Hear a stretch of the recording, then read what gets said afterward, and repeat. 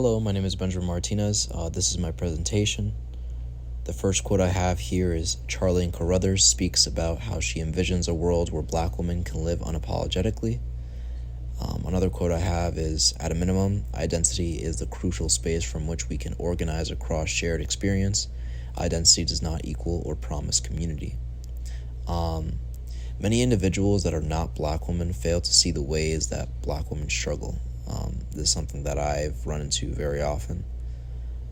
I've heard remarks that take into account like a substrata of history of Black women and individuals, stating things such as it's not as bad as it was, or slavery was like 100 years ago. Although there is some truth to these statements, these are not based in relativity and fail to see what Black women face today. These statements ignore the freedoms Black women are entitled to that they do not always get to experience.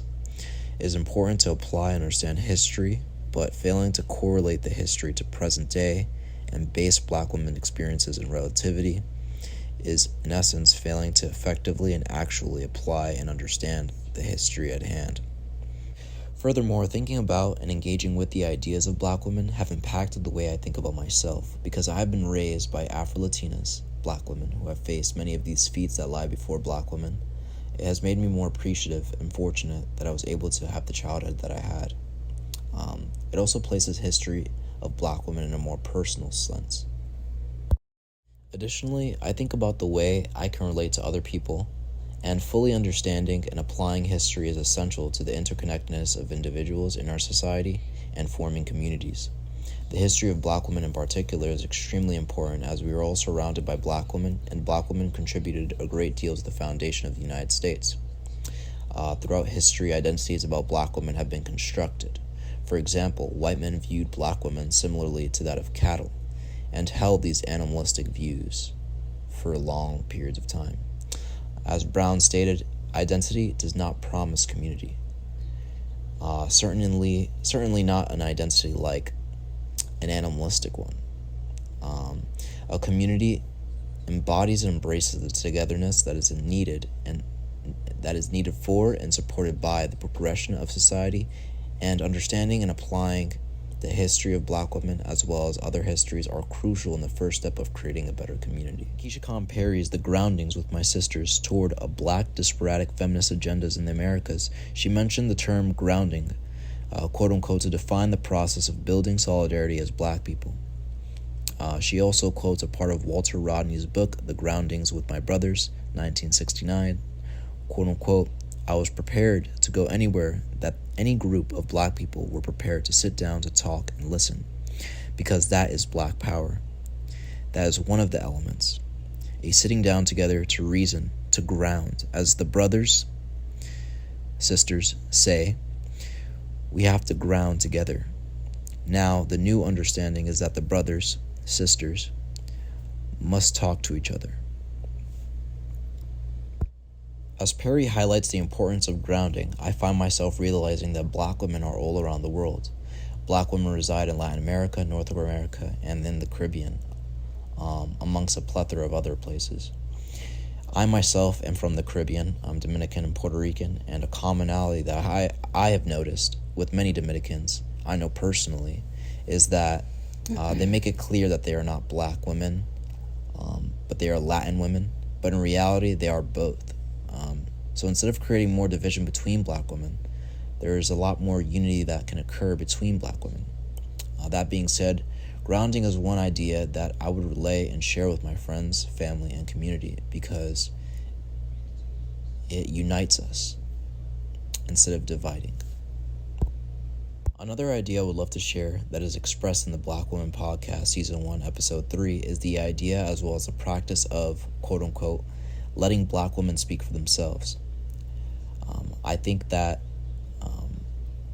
I think for any oppressed minority, it is already difficult to speak out and take action against oppression and discrimination, but it is uniquely difficult for Black women as they are both hindered by their race and gender. In my personal experience, I've seen many men that have the tendency to speak up for women on their behalf, and whilst this may be honorable in a sense, I think that it does more damage in the long run, as it doesn't allow the space for women to express and defend themselves.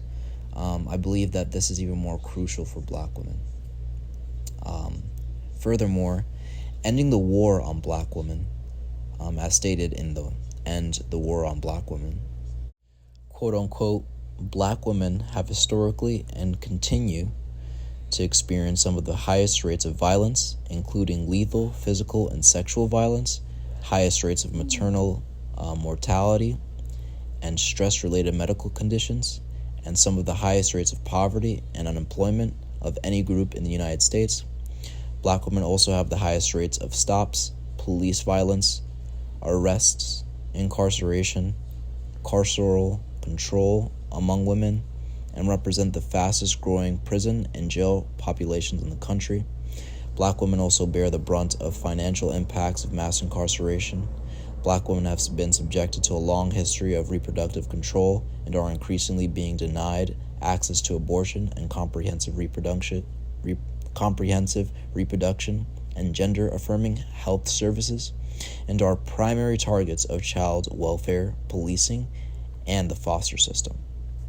There are a plethora of ways that black women in America are disenfranchised and disadvantaged.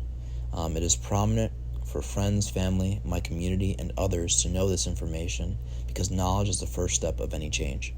As I just mentioned, there are a plethora of issues that black women face in the United States as a direct result of discrimination, oppression, exploitation, and dehumanization they face since the inception of the United States.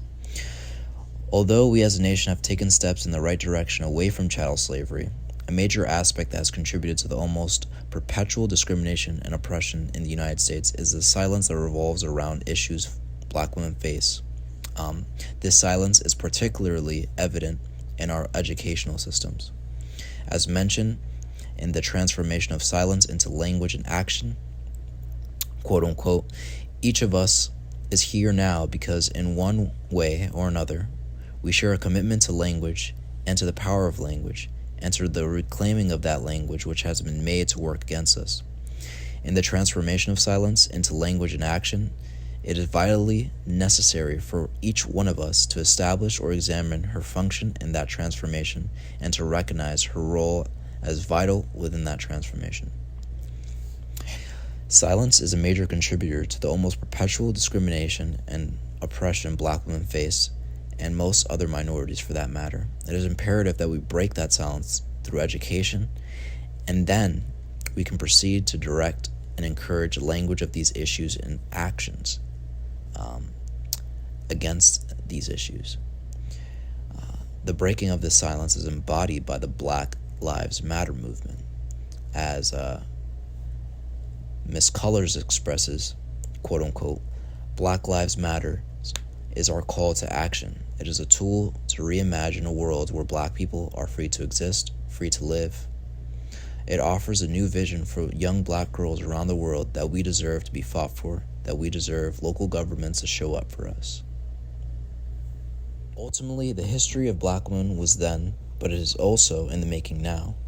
Speaking about the past and talking about the present in relativity is essential to a progression in our communities, as there are freedoms that black women are due to experience without hindrance. Thank you.